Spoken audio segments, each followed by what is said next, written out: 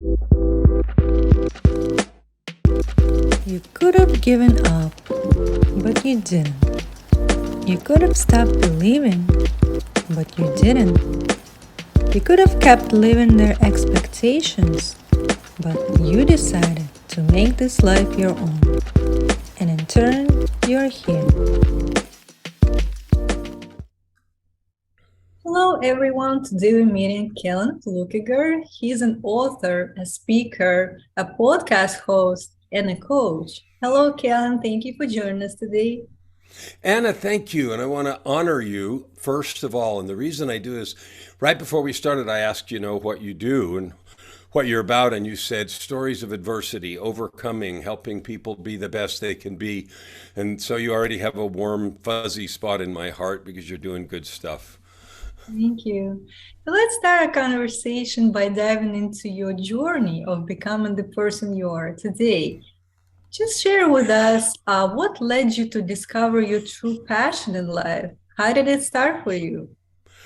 It started, uh, discovering my true passion didn't start till I was 52. Okay. I had a 30-year corporate career, climbing the corporate ladder, doing all that stuff, and was very successful. I had a lot of high level positions in the United States and Canada. And at the same time, I struggled with a lot of depression. I was raised with a lot of physical abuse discipline, that today would be felony child abuse, that sort of thing, and left me doubting my worth, feeling not good enough, and all the kinds of things that infect us when that stuff happens. So I spent all my time trying to prove my worth. And I was successful from a financial point of view, but from an emotional and a passion, creative point of view, I was a disaster. So I was in and out of rehab. I was a drug addict. I was married and divorced 3 times. I mean, it was a horrible battlefield. And even with all that, I kept the facade up and I kept, doing the good stuff, but I would sabotage my work. So I would ride this roller coaster of success and failure for 35 years, from when I left home at 17 until I was 52. So I had this a whole bunch of times. And in August of 2007, which is 15 years ago now, because I'm just about 68, I had a divine intervention, essentially. It was an invitation to change. And in that month, August of 2007, I was at the top of one of those roller coaster things. I was making a lot of money. I was single again for the 3rd time. I had 4 of my 10 children living with me as a single dad. I was making so much money that my $3,000 a week cocaine habit didn't matter. And, that was me, sort of a walking wreck. And 2 weeks earlier, I'd attempted suicide. So I came home on a Friday night in August of 2007 and I was going to go out party for the weekend because that's what I always did. And before I left the house, I had this urge to turn on the television. Now, that doesn't sound like anything except I wasn't a TV watcher. I had a great big TV installed, but I picked up the remote and I'm like, ooh, I didn't know how to turn it on. So I had to ask one of the kids, my 16-year-old daughter. She punched some buttons and threw the remote at me, and it landed on a program that I never heard of, and I don't think is on anymore. It's called Intervention. Now, Intervention is a reality TV show about families who stage professional interventions with counselors or priests or whoever for busted loved ones, right? So I watched about 10 minutes, and the protagonist was a high-ranking executive with a cocaine problem. Yeah. So I watched myself on TV for about 10 minutes. I said, yeah, I'm not watching this crap. So I turned it off, and I went and did some stuff and was ready to go out and party. And then I just had this urge that I couldn't resist to turn the TV back on. So I did. And that program started over. And no, I don't have a recording device. And no, it wasn't on the schedule. And no, it can't do that. I understand, but it did. So it freaked me out. So I watched it. And it went badly. The guy yelled at his family and said, I don't have a problem, and stomped out and that kind of stuff. And so what happened to me is it freaked me out. So instead of going out to party, I went to bed. When I went to bed, I went to hell. And what I mean by that is I went somewhere, felt out of body. I was in a theater, kind of thing, and it was dark, and I could see scenes and hear voices, and the scenes that were played out before me were all focused on suffering. The suffering that had been inflicted on me as a kid, up through the suffering I had inflicted on everybody else as an addict and a lousy marriage partner, and all the stuff. And it went on for an eternity. And it was horrifyingly painful. And after a while, I heard a voice, and the voice said 3 words: "It is enough." I woke up, and I was disoriented because the sun was shining in the window, and the windows in the house faced west.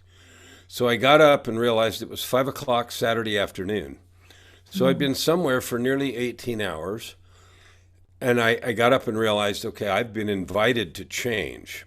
I have no idea how to do this, how to get help. I'd never talked to anyone. Like, I don't know what I'm doing, but what I know for sure is I'm done with this. So I threw away $1,000 worth of stuff I had laying around, because I always did. And I quit cold turkey that day. That got me sober, but it didn't do anything about how I got there in the first place: isolation and depression and all the rest. That part happened the next Monday. So Monday, and I knew I had to get out of the whole industry I was in. I had to start over. But I was like, I don't know how to do this. So Monday I went back to work, and because of the positions I had, I used to get free stuff, free tickets to sport games, and because I had a high position that made important decisions that affected other companies, and so people would always give me free stuff. And one of the things I got was a free pair of tickets to see a Yo-Yo Ma concert.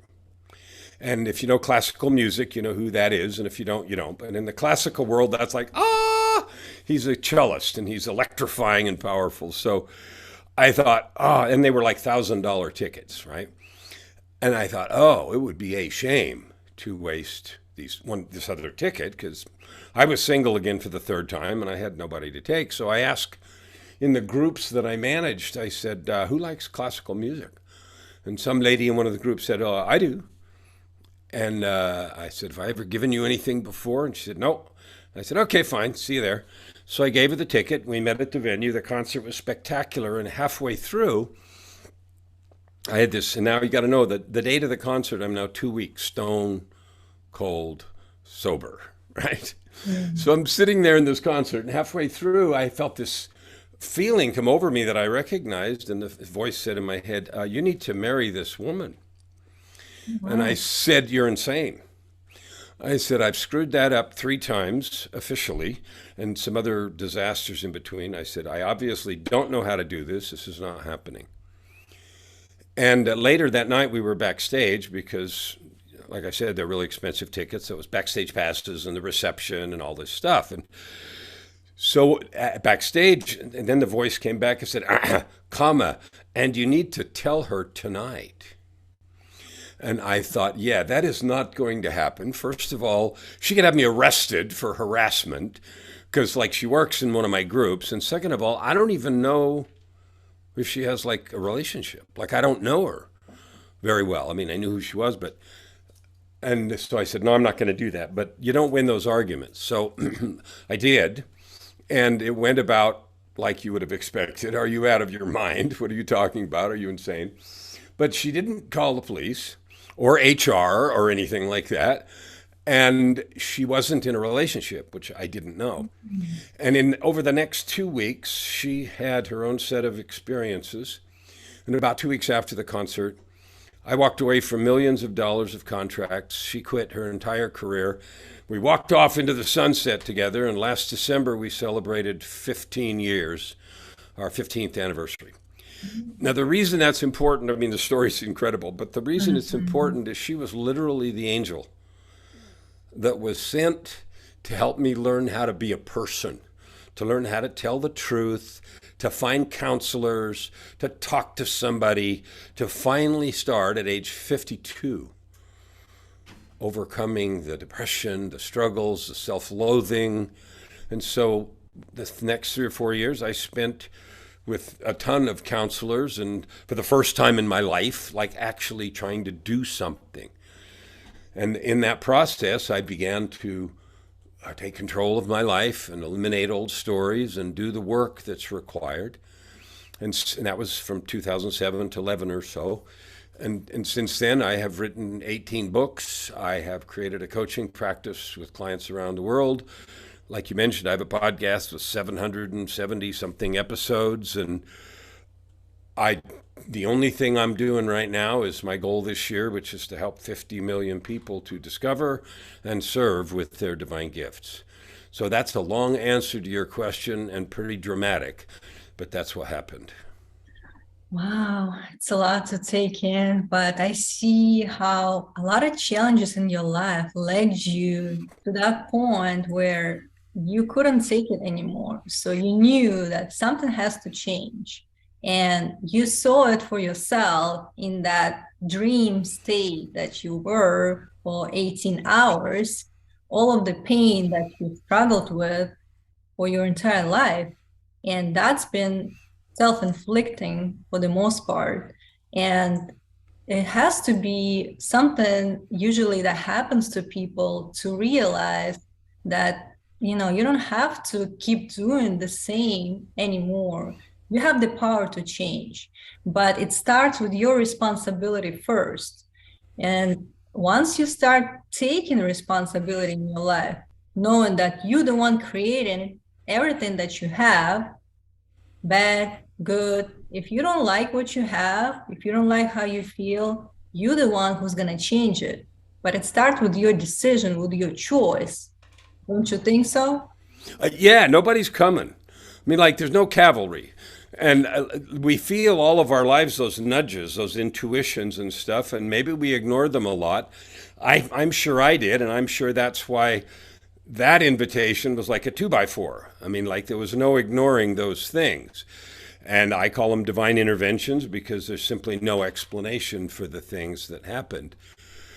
But what it teaches me is that no matter where we've been, no matter what's happened before, it's never, ever too late to make a choice to change direction. And it's not so much about the velocity as the direction of your movement. And so I said yes. I mean, I just as easily could have gotten up the next day and said that was crazy, you know, and gone right back into the old stuff. But this two by four was big enough that I thought, you know what? We're done. It is enough. And I hear that saying like it was yesterday. It is enough. Yes. And also, a lot of people, you know, they kind of find a way to escape the present moment when they start feeling those type of emotions, like you mentioned, depression, anxiety, and they look into addictive substances. It could be anything, start from alcohol, drugs, or even like TV binging or food. It's also an addiction. It's another way for you to escape that reality. And that is not sustainable. It's just temporarily gives you that kind of release, but then you come back to the same, and you have to deal with those type of emotion. You have to face them. All of the fears that you have, they're going to come to the surface, but we need to find a way to process and to understand the root and the reason why we're feeling this way. And sometimes we need the help of practitioners or people who can hold space for us and also, you know, make us feel safe and to open up. And we have to know that it's important to focus on our mental health, because that's where it starts with us prioritizing our mental health. That also reflects into physical health as well. And again, nowadays people too stressed and anxious, and they don't give ourselves time to really heal and to feel better, because also it piles up later on. It reflects into your professional and personal life, and we have to do it on a daily basis. What type of practices would you advise people to become more mindful of the negative thinking pattern that they might have that, you know, keeps them stuck in that place? Well, So when I started this journey in 2007, 16 years ago, I didn't really know what to do. I mean, I started with simply, I'm done with that. So I don't know where we're going, but it's not there. So it was, I had to first learn to tell the truth. And I don't mean just to other people, I mean principally to myself. So I used to believe with all my heart, yeah, success and all that good stuff, mental health, feeling good, etc. I'm sure somebody somewhere gets to have that, but it's not me. I don't deserve it. I can't have it. I don't know what to do anyway. Some one of 25 versions of that story. And so the first things that I did was to learn to tell the truth. And the very first thing is to make a decision that it is really enough. Like I'm not going to do, I don't know how to fix it. I don't know what it's going to require. I don't know where I'm going, but I know it's not that. And that's a decision. I have decided. From that place, that's like burn the boats. There's no escape anymore. The only way is forward. Then it's like, okay, try this and try that. So I saw counselors and I experimented with antidepressants and, different kind of meditation, lots of tools to take control of the levers of my own life instead of expecting externalities to handle it. So one of the things is we blame the weather, with the economy, our partner, God, the universe, the stupid boss, the bad health, the flat tire. We tend to blame all these other things. And the truth is, I create my life. I don't control the weather or any of those other things that other people do or say. But what I do control is my own choice of how to live with those externalities. I can blame them, I can get angry, or I can ask a simple question. This is what is, what do I wish to create? Mm-hmm. And so my processes were over time. I learned, with lots of help, to take control of my own attitudes and feelings, to stop blaming my upbringing or the abuse or bad marriages or anything else, and simply say, if anybody's going to fix anything, it's going to be me, because nobody's coming. The cavalry's not coming over the hill. The two most important things that I have done over these years are these.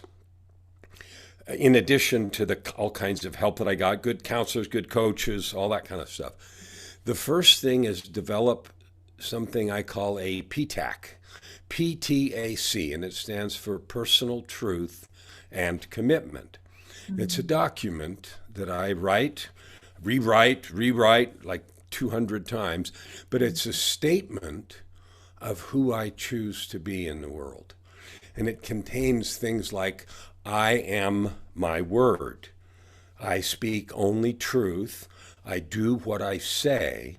I am who I seem, with no camouflage, duplicity, or guile, which means sneakiness. Mm-hmm. And that's one of the many statements in there. And to write that, I don't need anyone's permission. I don't need anyone's approval. I didn't write it to post on social media so someone would say, yay, Kellan. This was a deal between me and God, me and the universe. This is who I am. Why? Well, because I said so. Mm-hmm. So making a choice of my own volition and determination of who I am in the world was the first thing. And why that's so important is it allows me to measure every business activity, every relationship, every conversation against all the statements in there. Am I really that? And, I wrote it, so it's me declaring who I am. So it's not like I'm getting somebody's approval. And it makes decisions like really easy, because either this activity or statement it doesn't align with that kind of being. I call it who you're being in the world. It either does or doesn't. So decisions are really easy. So that's the first thing I did, is create that. And it's a living document. I have it memorized, and it forms literally my own constitution, because I wrote it because I said so. And I've discovered the most powerful words in the language or not I love you or anything else. It's because I said so. And I don't mean saying it to others. It is, why am I doing that? Why am I that? Because I said so. That's all there is. It's your own commitment with the universe. All right, so that was the first thing, is the creation of that document. And the other thing is creating what people sometimes call a morning ritual.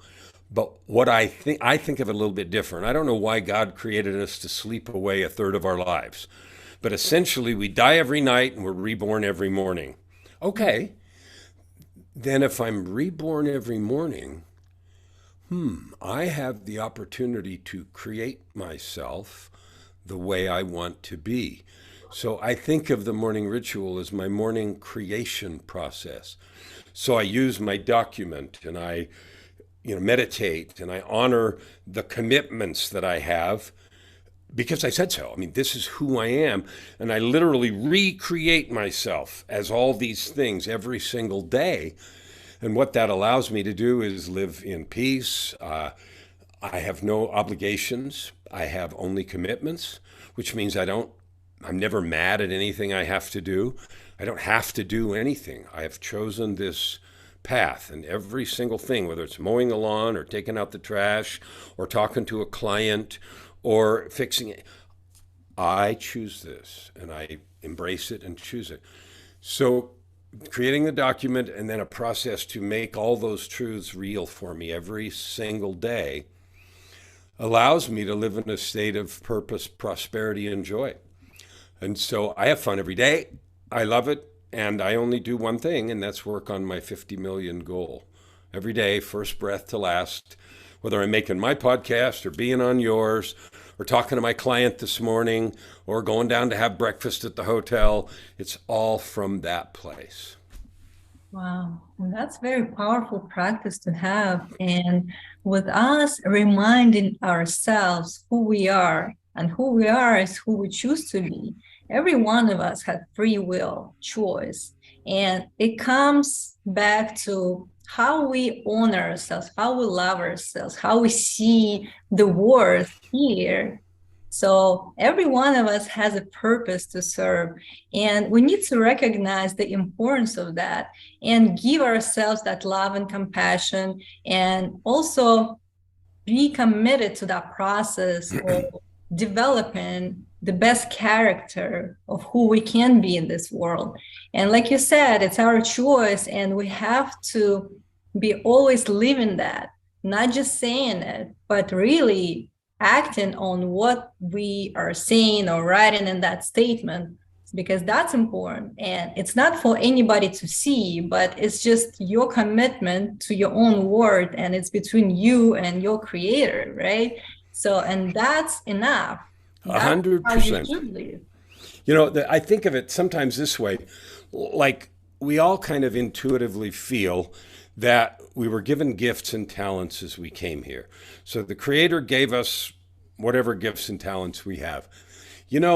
That's what we came with. We came naked with some gifts. That's it.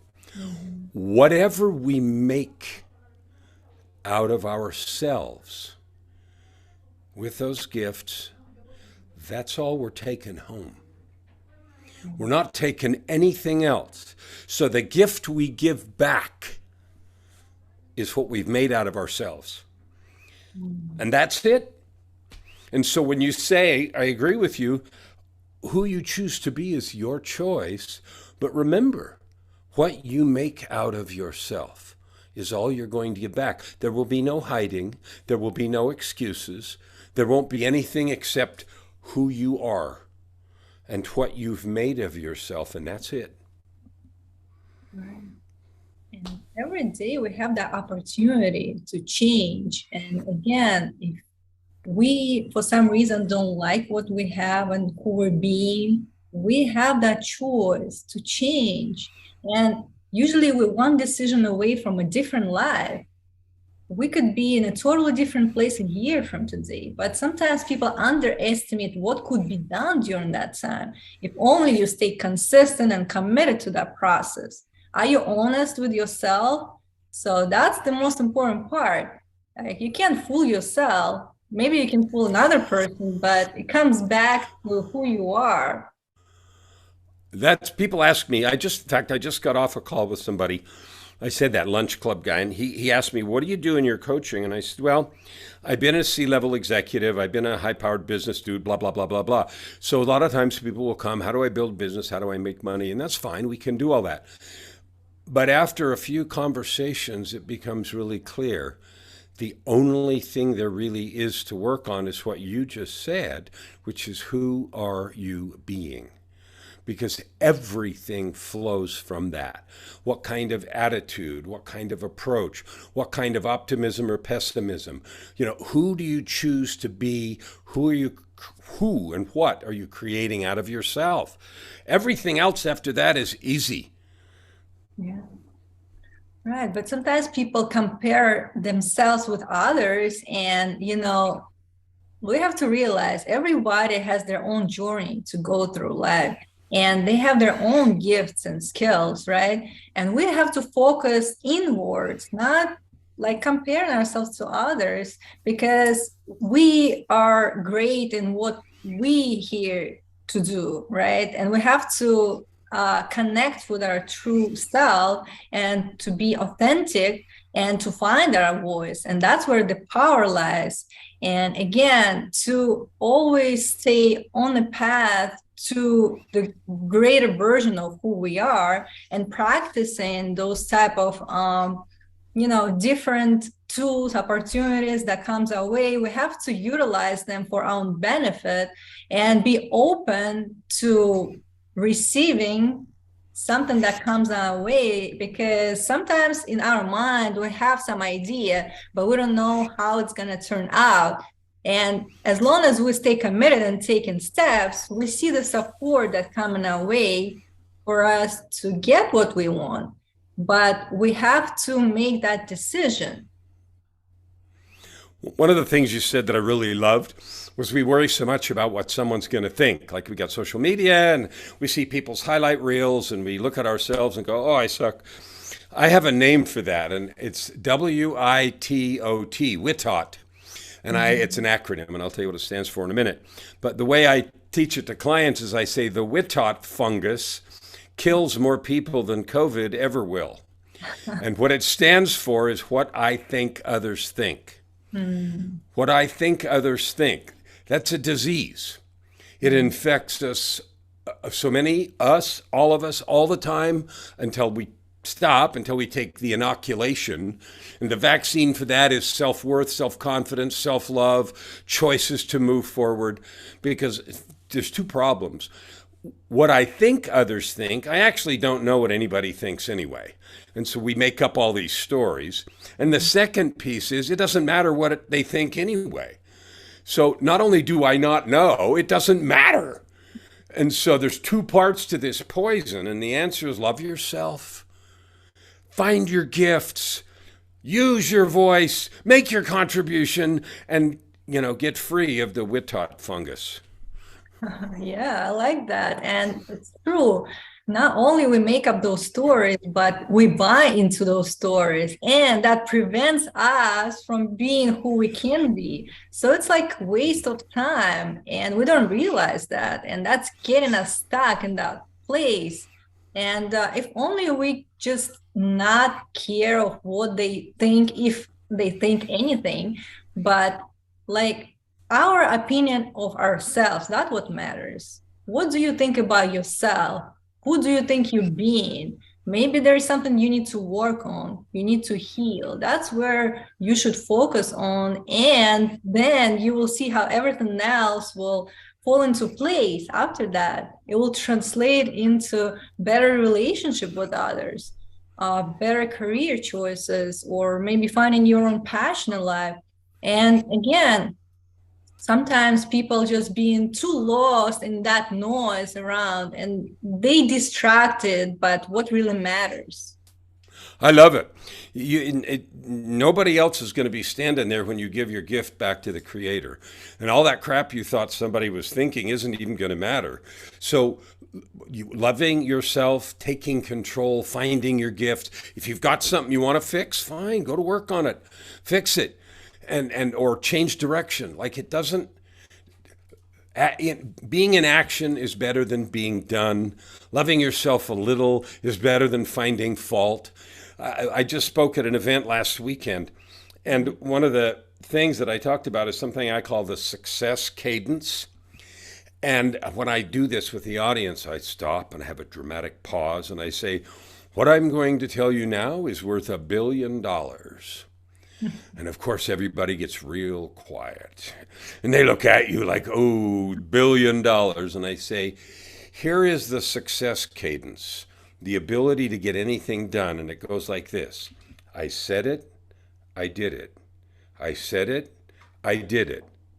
I said it, I did it. I said it, I did it. And what happens is we have all this stuff about take massive action and set these big, hairy goals. And when we do that, we fail. And then we go, I said it, and I suck. I said it, and I failed. I said it, they're laughing. That is poison. And if you're having trouble keeping your goals, shrink the goals. It is more important, I said it, I did it. I don't care what the size is. Because when you get the success cadence, I said it, I did it, I said it, I did it, you teach yourself that you can trust yourself, that you tell the truth, that you're a person of integrity, and then the size of the goals can get bigger. But it's the most important thing is establish a practice, a habit of keeping your word, especially to yourself. People say, well, I keep my promises to other people. I don't care. If you're not keeping your promises to yourself, you're finished. I said it, I did it. And if you're having trouble, shrink the goals until I said it, I did it is the truth of your life.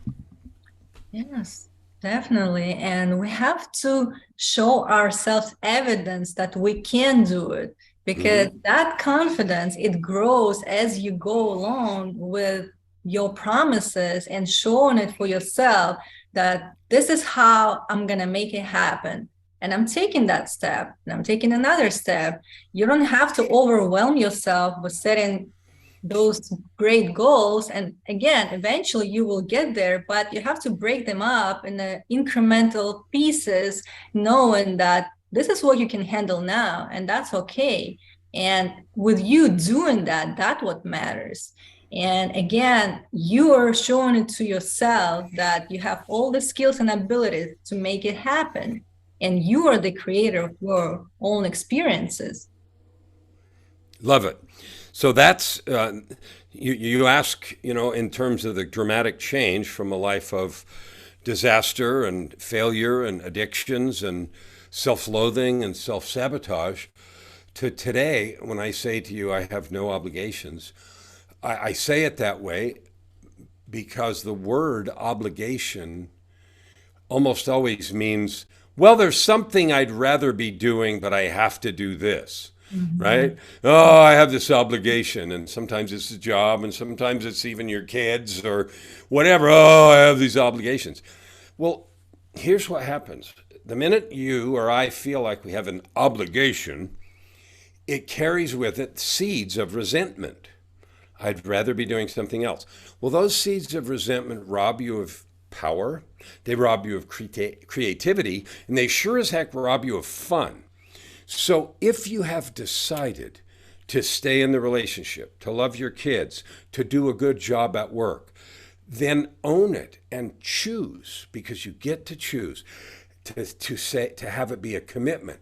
I am recommitted to this kid, to this relationship, to this podcast, to whatever it is. And so what I have clients do is clean your calendar out, take every single thing out of it, and only put back things you are committed to do. And maybe it ends up looking exactly like it did before. But when you look at it through the eyes of choice and commitment, then everything feels different. It's a different color. It has pixie dust on it. I'm doing that because I said so, not I have to do that. Because then you have no enjoyment, no creativity, and you miss opportunities. And then it all sucks. And if you say, I do it because I said so and I want to, oh, Well, that's a different energy of creation. Right. And like you said, it's an energy. So we have to stay in that fun, playful energy that gives us that flow of creativity. And that's where everything will come into place, and we'll see how it could evolve into something greater. And sometimes, people feel like they have to go to work, they have to make money, and so on. And they over time become burned out, exhausted after what they're doing, because it's not their choice.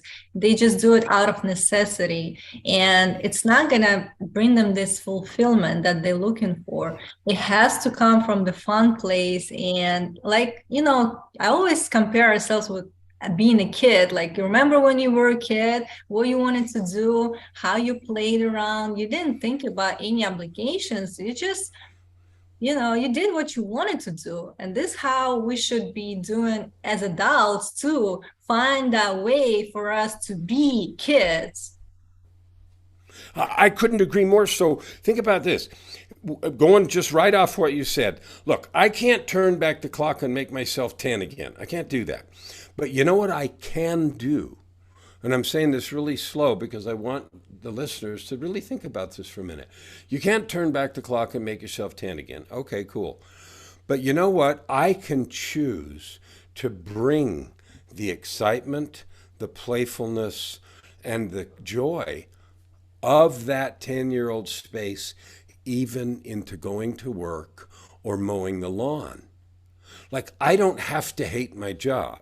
I have three choices. I can quit and starve, I can go get a different job, or I can choose to love the job I have and still look for another one and still build a side hustle, but I can do it all with creative, playful energy instead of, oh, I hate this, I can't wait for the weekend or until I can whatever.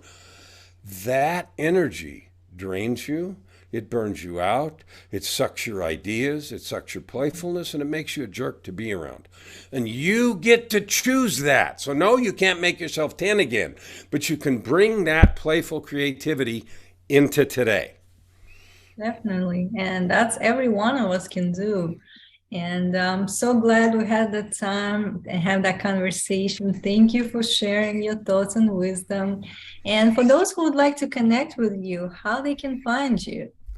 Well, one of the fun things about having a name like Kellan Fluckiger is I can't hide.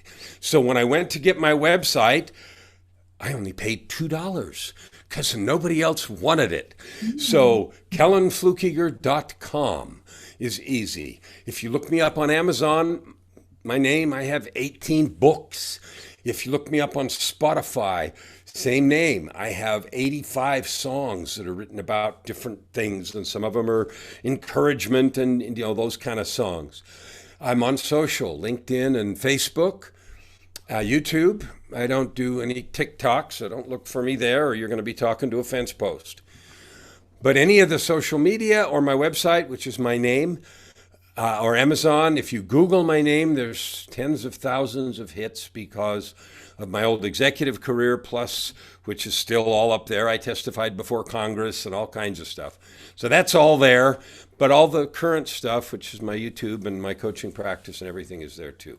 So I'm not hard to find, because if you can't find me, you're not looking, or you're spelling my name wrong.